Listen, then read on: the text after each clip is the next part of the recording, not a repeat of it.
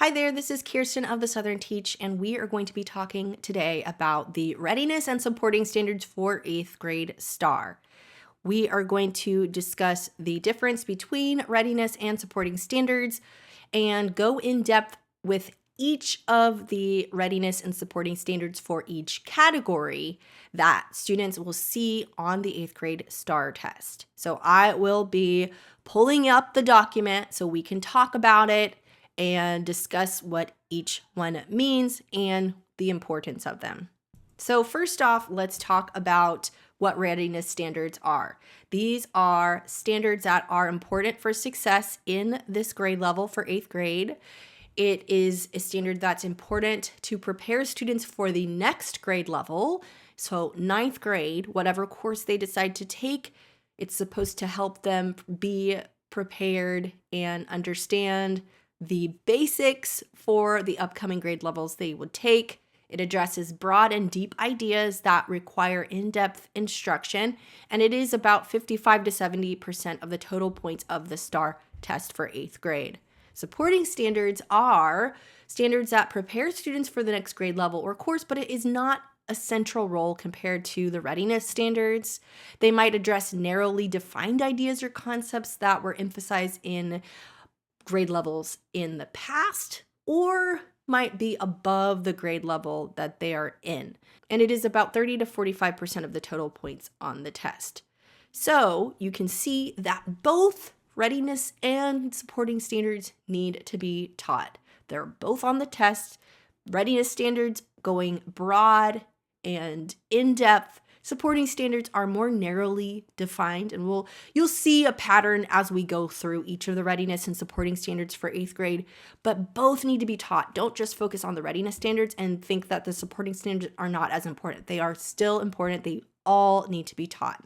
Now let's go into an overview of the 8th grade TEKS in general. Students will be taking the Social Studies STAAR that focuses on understanding of U.S. history from pre-colonial era through Civil War and Reconstruction. So it goes all the way back from the pre-colonial days with the exploration and colonization of the United States, 13 colonies, the American Revolution, westward expansion, Civil War, Reconstruction, goes all the way back from beginning times through Reconstruction, so around 1877. All right, we are going to take a look at the readiness and supporting standards. Right now, I'm on the TEA website, and I'm in the Student Assessment STAAR section, and specifically STAAR Social Studies Resources. Keep in mind that STAAR for social studies only takes place for grade 8 social studies and U.S. history in high school. There is nothing below 8th grade that students take for STAAR. Just a quick refresher on that. You can look at a variety of things like the assessed curriculum, blueprints, performance level descriptors. You can also take a look at samples of constructed response scoring guides from previous assessments, and there are additional resources here as well.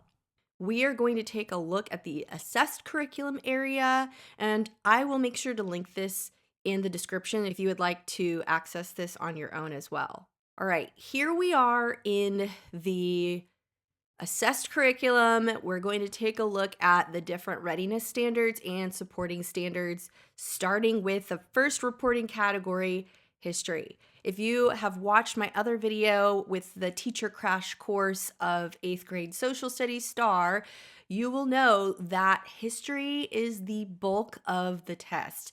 As far as the readiness standards and supporting standards, there's more compared to the other reporting categories. And there's also more questions on the test related to this reporting category. So this is a very important category.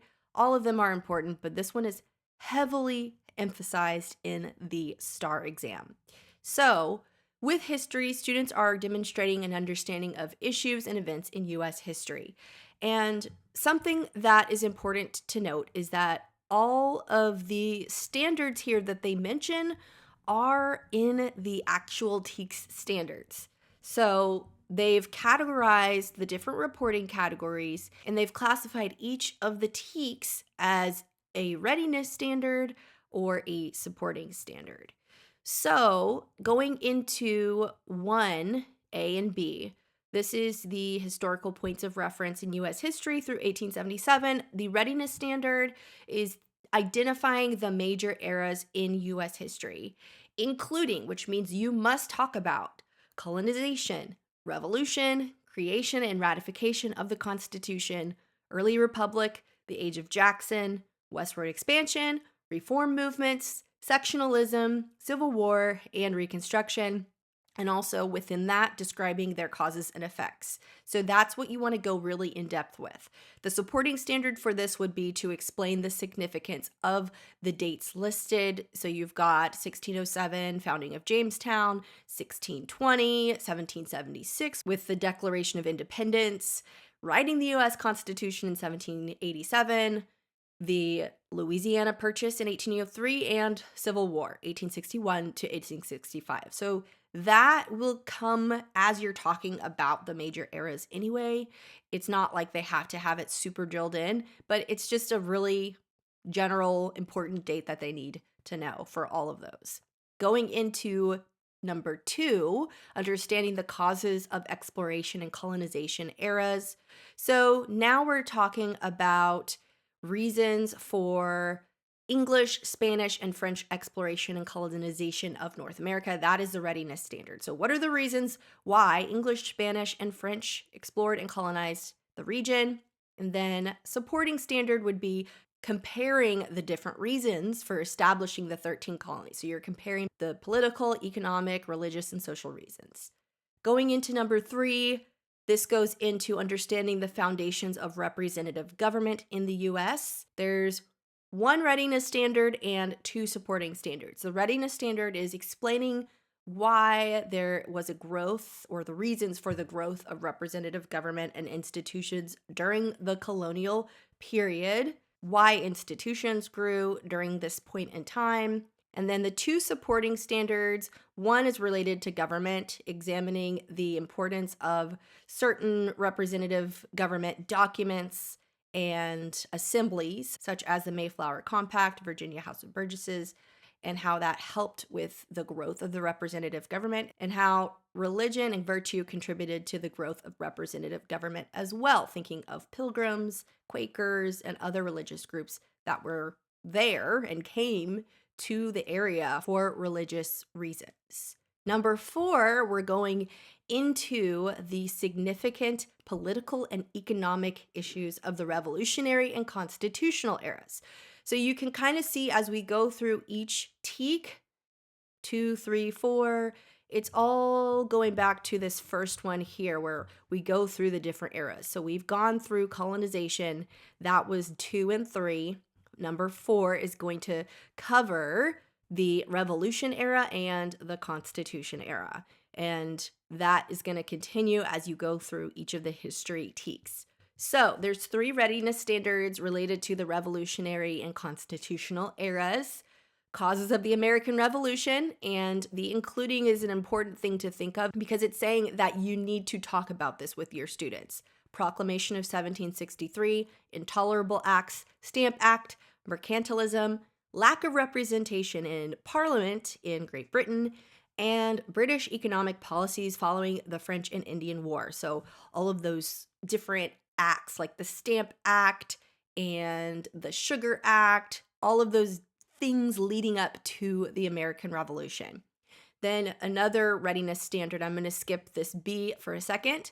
4C is explaining the issues surrounding important events of the American Revolution, including, so meaning you must cover declaring independence, fighting the battles of Lexington and Concord, Saratoga and Yorktown, enduring winter at Valley Forge, and signing the Treaty of Paris in 1783, and then analyzing the issues of the Constitutional Convention of 1787, including, there's that word again, the Great Compromise and the 3/5 Compromise. Then the important supporting standard, all of these different significant individuals during the American Revolution, and the including is there, meaning we must talk about Abigail Adams, John Adams, Crispus Attucks, King George III, Patrick Henry. Next, we're going into history, number 5. Now we go into a new era, and that is the challenges confronted by the government and its leaders in the early years of the Republic and Age of Jackson. So going back to number 1, we can see early Republic, Age of Jackson. Those are 2 eras. It's going to be covered in TEKS 5A through H. There's a lot of them. But if we break it down, you can see that only 3 of them are readiness standards and the other are supporting standards. So let's go through the readiness standards first. We're describing and thinking about major domestic problems faced by the leaders of the new republic, such as maintaining national security, creating a stable economic system, and setting up the court system. Also explaining the origin and development of American political parties. So going into the specific examples of which political parties developed first and how it evolved over time through 1877. And you're also going to think about identifying foreign policies of Presidents Washington through Monroe and explain the impact of Washington's farewell address and the Monroe Doctrine. So we're thinking about Presidents George Washington, John Adams, Thomas Jefferson, James Madison, and number 5, James Monroe. So that would be the readiness standards. As far as the supporting standards, you want to explain the effects of the Fugitive Slave Act of 1793, summarize arguments related to protective tariffs, taxation, and the banking system, explaining the causes, important events, and effects of the War of 1812, explain the impact of the election of Andrew Jackson, including expanded suffrage, and then analyzing the reasons for removing and resettling the Cherokee Indians during the Jacksonian era, including Indian Removal Act, Worcester versus Georgia, and the Trail of Tears. All right, next we're going into a new era, and that is westward expansion.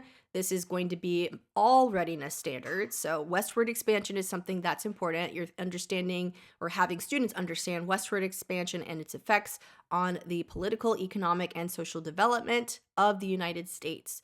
One is related to how the Northwest Ordinance established principles and procedures for orderly expansion, analyzing the westward growth of the nation, including Louisiana Purchase in 1803 and Manifest Destiny, then explaining the causes and effects of the U.S.-Mexican War and its impact on the United States. That took place in 1846 to 1848, and it was after Texas was annexed. Going into number 7, we've got the sectionalism and Civil War eras, and we're talking about how political, economic, and social factors led to the growth of this and ultimately the Civil War. There are only 5 specific TEKS on this, and 2 of them are readiness standards. So we are thinking about and analyzing the impact of this Fugitive Slave Act of 1850 and how it impacted slavery, free blacks, and abolitionists. We're also taking a look at and analyzing the impact of slavery on different sections of the U.S., how it was impacted in the North, in the South, even in the West. What was the impact? What were the differences? Then with the supporting standards, we are analyzing the impact of tariff policies on different sections of the U.S. before the Civil War, comparing the effects of different political, economic, and social factors on enslaved individuals and free blacks, and then going into identifying the provisions and comparing the effects of the congressional conflicts. So think about what's happening in the actual government in Washington, D.C., all of the different compromises like the Missouri Compromise, the Kansas-Nebraska Act, all happening before the Civil War, and also include the role of John Quincy Adams. One thing to note is to make sure students are familiar with the different terms, especially related to enslaved individuals. On the test, it's likely that they will not use the word enslaved individuals, even though that is now the more politically correct term, and noting that in the past, they were called slaves, or if they were not enslaved, they would be called free blacks. So just noting how there's going to be some terminology likely in the content you consume, if it's like a video or some sort, or the test itself. They're not going to be using politically or what I believe is politically correct terminology, and just letting students know the difference in how you're teaching the content, making note of what it is now, such as enslaved individuals. And some people use enslavement in general instead of slavery, but I just wanted to make a little quick note on that. And then lastly, we go into understanding individuals, issues, and events of the Civil War. So this is more into the era of the Civil War. You have 2 readiness standards and 2 supporting standards, explaining the central role of the expansion of slavery, causing sectionalism, disagreement over states' rights in the Civil War. So the main cause is how slavery expanded, and that caused all of the other rifts and disagreements and eventually the Civil War. And then the readiness standard, you've got significant events of the Civil War, including Fort Sumter, the Battle of Antietam, Gettysburg and Vicksburg, the Emancipation Proclamation, Lee's surrender at Appomattox Courthouse, and the assassination of Abraham Lincoln after the Civil War ended. Then you've got supporting standards. These are significant individuals during the Civil War, making sure you're talking about Jefferson Davis, Ulysses S. Grant, Robert E. Lee, Abraham Lincoln, and heroes such as. So here is the first time we are seeing a such as in this. This is not something that you have to teach or talk about.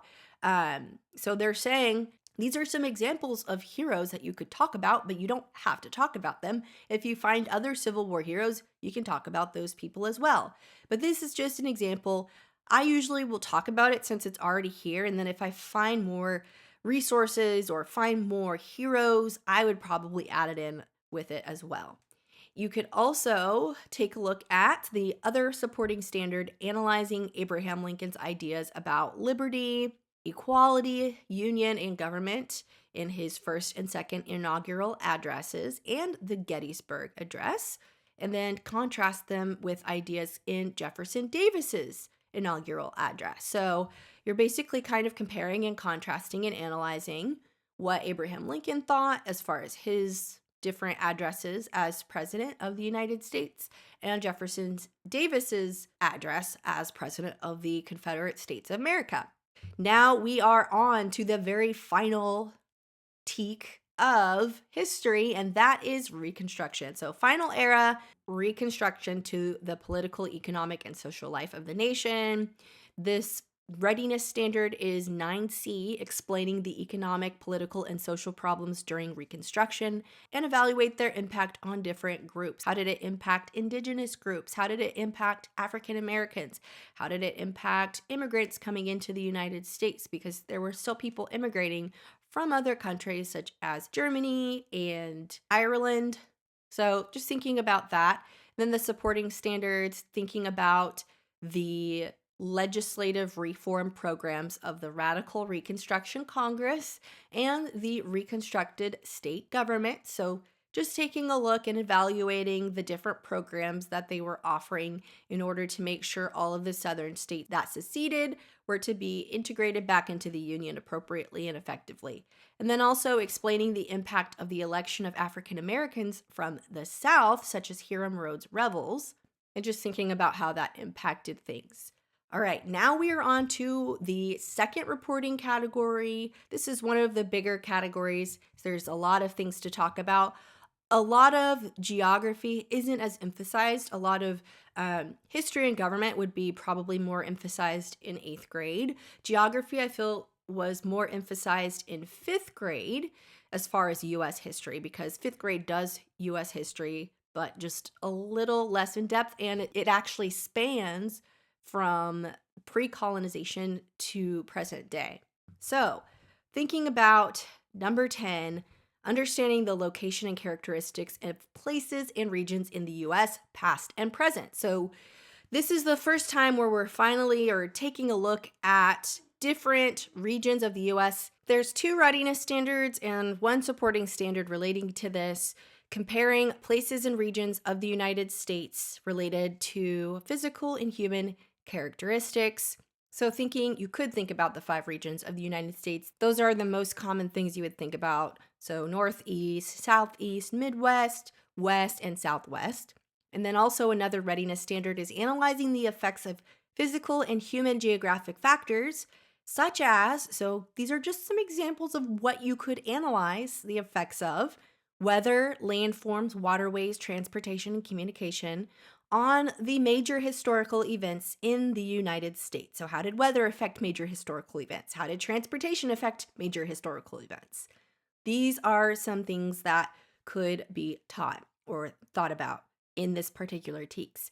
And then the supporting standard, locating places and regions directly related to the major eras and turning points in the United States during the 17th, 18th, and 19th centuries. So, in my interpretation of this, you could locate the region or place each of the eras took place. So where did the revolution take place? In which region did it take place? What states did it take place? Where did early colonization take place? What regions did westward expansion take place? And then also thinking about the founding of Jamestown, where is Jamestown? Where did the Pilgrims arrive? What location was that? Where did they adopt the Declaration of Independence? So, and so on and so forth. Louisiana Purchase. What exactly was purchased in the Louisiana Purchase? Which states that are now present were purchased in that particular time frame? And then Civil War as well. So that is something I could interpret it as, is finding and locating different things. But noting that this is a supporting standard, it's not something that, oh, we're going to find this a lot on the test, but it may be there.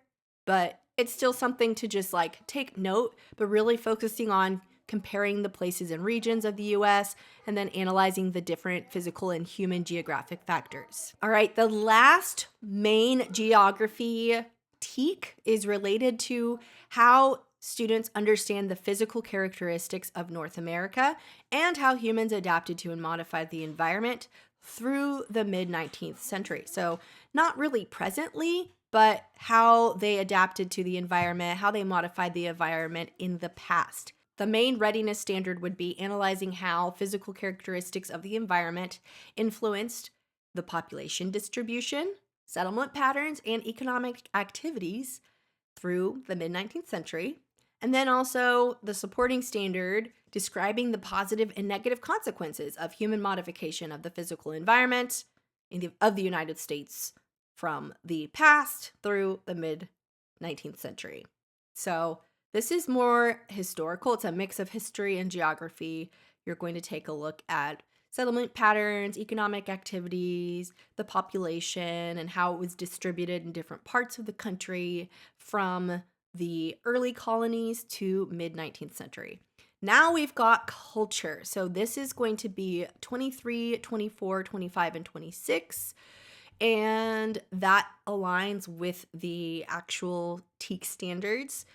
The thing you want to know is that for all of these, you can see there's a lot here, but we can break it down. 23 is talking about the relationships between and among people from various groups during the 17th, 18th, and 19th century. So the different groups in that time period.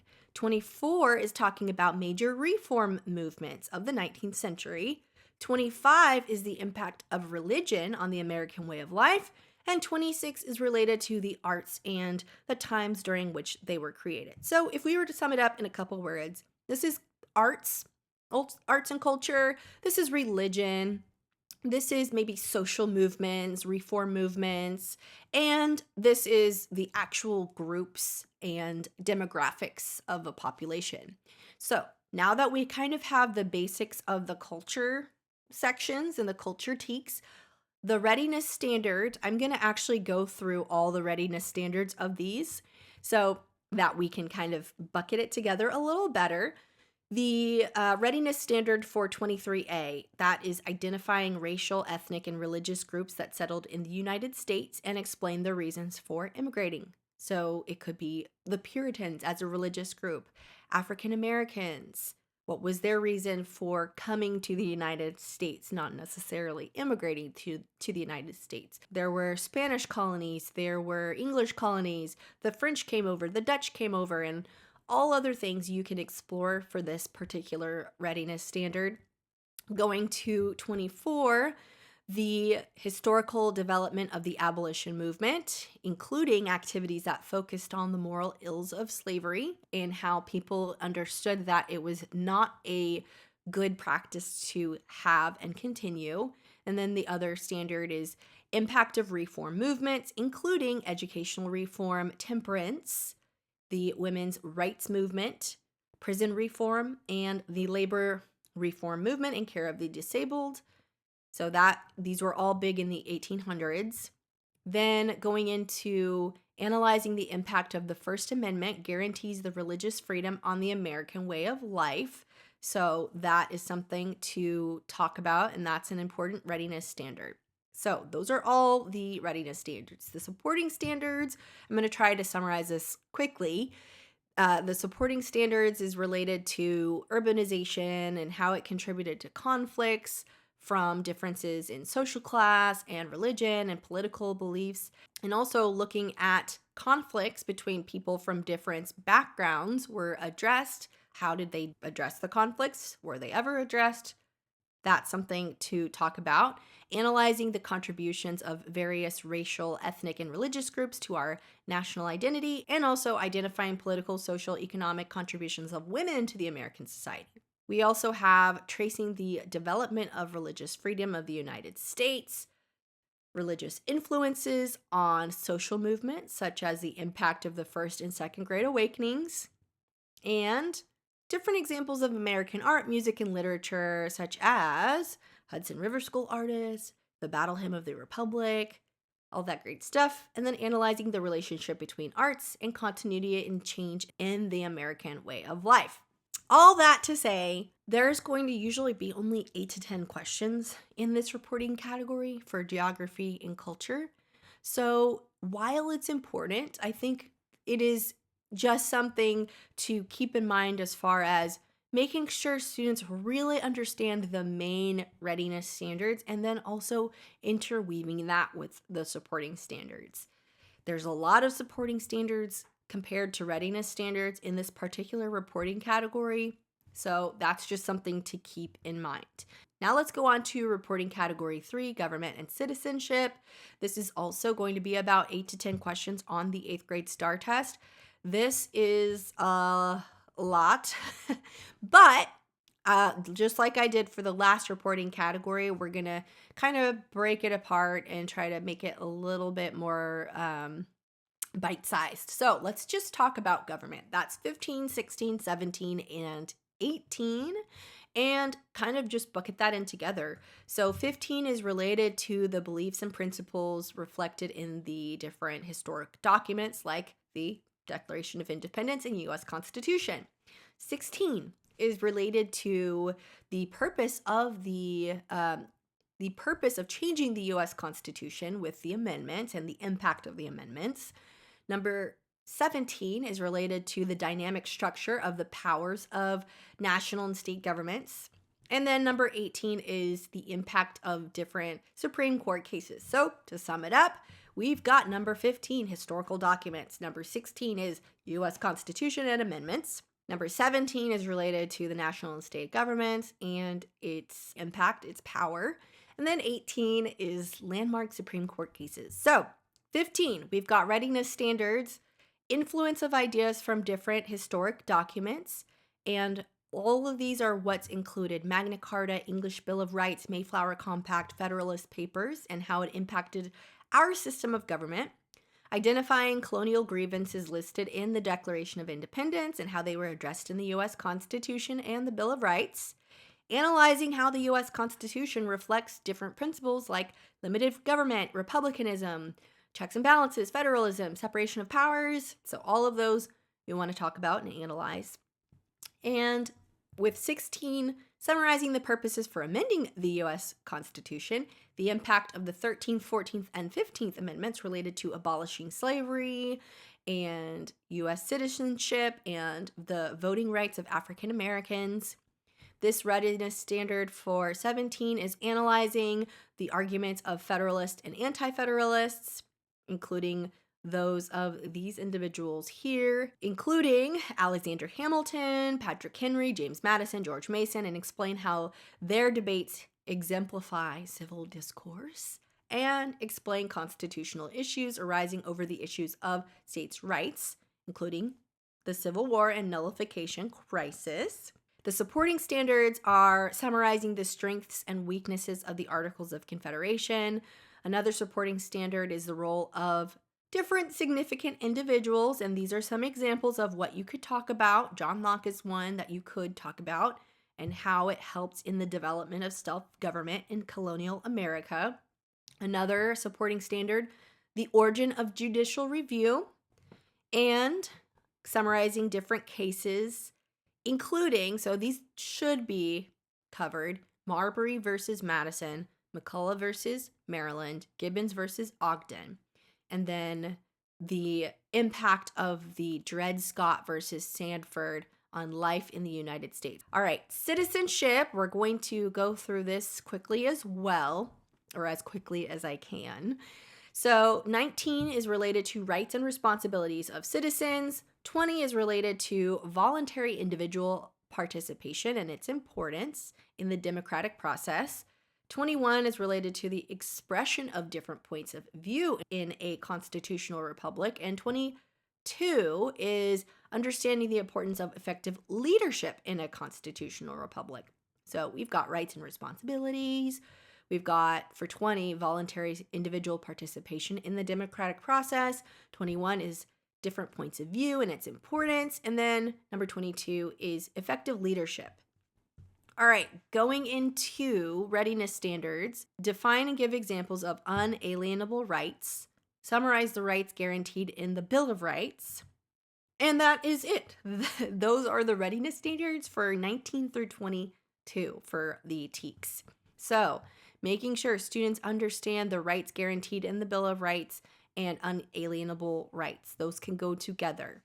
Supporting standards, stuff that we have just small bits of that you can talk about, identifying examples of responsible citizenship, including obeying laws and rules, staying informed on public issues, voting and serving on juries, evaluating the contributions of the Founding Fathers as models of civic virtue, analyzing reasons for and the impact of selected examples of civil disobedience, and there are some examples here, like the Boston Tea Party, identifying different points of view of political parties and interest groups on important historical issues, importance of free speech and press, summarizing historical events in which a compromise resulted in a resolution, such as Missouri Compromise, analyzing the leadership qualities of elected and appointed leaders of the United States, such as George Washington, Abraham Lincoln, and describing contributions of significant political, social, and military leaders such as Frederick Douglass,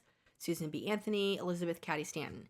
So, a lot of such as in the citizenship part of the different standards, and just taking into account that not all of these are going to be in the same era. Some of them are going to be kind of mixed in together. So it could be helpful to teach citizenship on its own, or you could teach them as you talk about the different eras. So it would require going back and forth 2 through 9. We want to think about where we could fit in not only the government and citizenship reporting category, but where we could also fit in geography and culture. If there's something that's kind of spanning multiple eras, such as 10A, then maybe you could teach geography on its own after you've given them the context of the different eras and have talked about the different historical events in reporting category 1.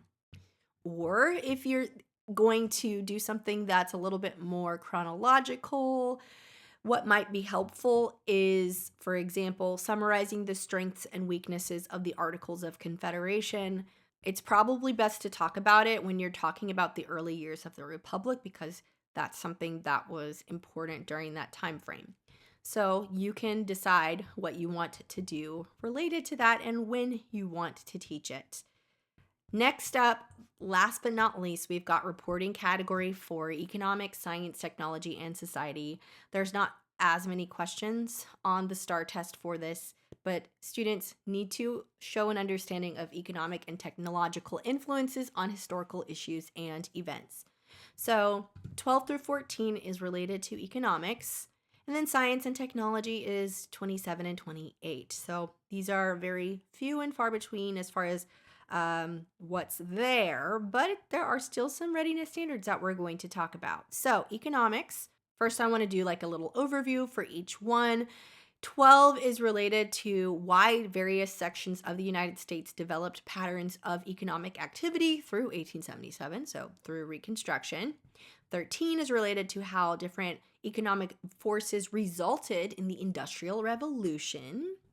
Number 14 is the origins and development of the free enterprise system. So you've got different sections of economic activity, Industrial Revolution, and the causes and effects, and then free enterprise system, origins and development. Science and technology and society. This is the impact of science and technology on the economic development, so it's kind of mixed in together, as well as understanding the impact of scientific discoveries and technological innovations on daily life. So, readiness standards for this reporting category: explaining the reasons for the development of the plantation system, the transatlantic slave trade, and the spread of slavery, and analyzing the causes and effects of economic differences among the different regions at selected time periods. So, thinking about what were the causes and effects of the economic differences in the 13 colonies, because you've got the New England colonies, middle colonies, and the southern colonies. And then fast forward to maybe the 1800s. What were the causes and effects of economic differences in the North versus the South, and even maybe the West? Another readiness standard to talk about is identifying the economic factors that brought about rapid industrialization and urbanization. So what were the factors? What caused it? Also, another readiness standard is explaining the effects of technological and scientific innovations, such as, so these are some examples you could talk about, but there might be more that you want to talk about: steamboat, cotton gin, telegraph, and interchangeable parts. And those are the main things, the main readiness standards. Supporting standards: identifying the economic differences among the different regions of the U.S. That kind of already goes hand in hand with 12C, so that can be easy to talk about.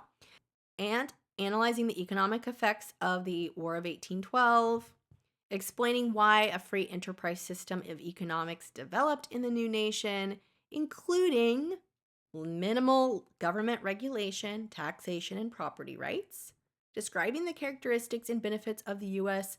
free enterprise system through 1877, analyzing how technological innovations changed the way goods were manufactured and distributed nationally and internationally, analyzing how technological innovations had economic growth, such as, but not limited to, developing the factory system and building the transcontinental railroad. And then lastly, comparing the effects of scientific discoveries and technological innovations that have influenced daily life in different periods of U.S. history, and identifying examples of how industrialization changed life in the United States. So, with that to say, that is a lot of information for students to need to know for the STAAR test for 8th grade. The best things to do is to make sure they are understanding in totality the readiness standards. Readiness standards are going to be the ones you want to go in more depth with. They're going to be more broad. They're more in depth.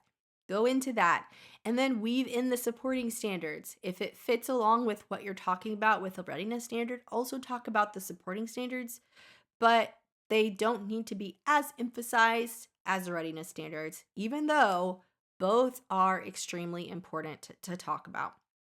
So make sure you have this in your back pocket, noting that it kind of starts in order of importance. History is going to be the most important reporting category. And then there's geography and culture. And then you've got government and citizenship. And then economics, science, technology, and society. See if you can front load with history and then take all of those different other TEKS in the other reporting categories and see where you can fit them in. If there might be a unit that might be easier to just talk about in isolation, maybe after you've kind of like what I mentioned before, if you've already talked about all of the different eras and you've talked all about history through 1877 and you really want to kind of weave back in, okay, let's talk about the culture in this time frame in all the eras. Let's talk about geography in this time frame for all the eras. That could be another way to teach it. Or if it's easier for you, just to kind of go through and integrate all of the standards on its own, fit them all in together, see where you can mix and match it. That could be good as well. All right, well, that is the end of this video. Thanks for watching, and make sure you subscribe. If you are wanting more videos like this, let me know. I also wanted to kind of put at the end of all of this that I know that the STAAR test is going to change in 2027 and 2028, as well as the standards themselves. The standards, they're also going to change while the test is going to change, and then eventually the new standards are going to take effect a couple years later or a few years later. This is hopefully going to be a helpful resource for you to use in the time being for 2026 and 2027. Thanks again for watching, and I hope you have a great rest of your day.